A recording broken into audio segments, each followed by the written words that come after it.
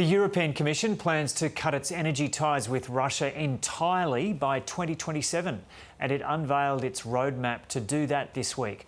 But experts are warning that the EU may struggle to wean itself from Russian energy.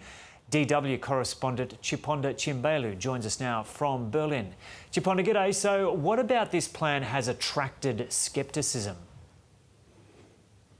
Well, the plan itself does sound quite straightforward, at least on paper. Now, first, the EU will ban new gas contracts with Russian suppliers by the end of this year, and then it will phase out the remaining gas imports by 2027, and that is where the challenge lies.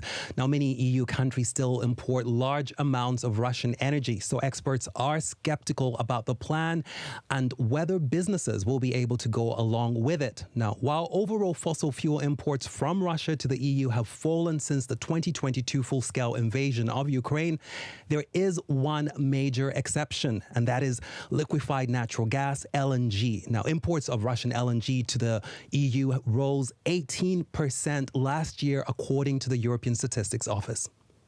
So how realistic is the EU's plan?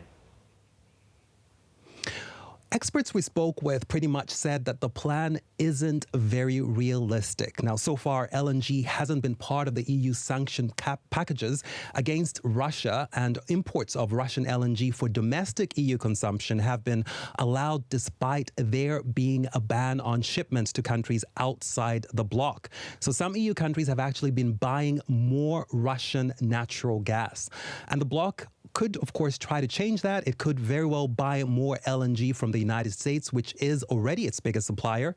But that could also make the EU more dependent on the US, which, of course, in recent months has become a less reliable partner. And so what needs to happen for the EU to proceed with its exit from Russian energy?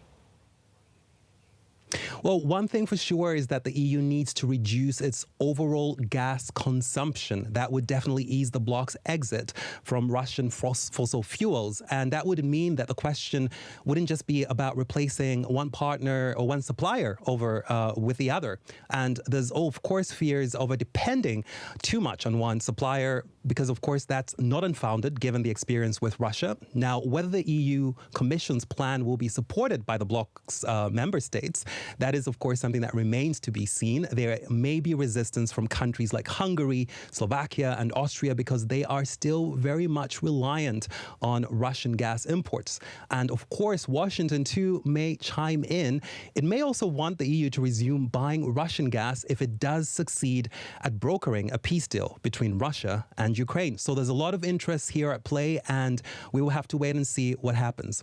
Okay, Chiponda Chimbelu there in Berlin. Russia has begun its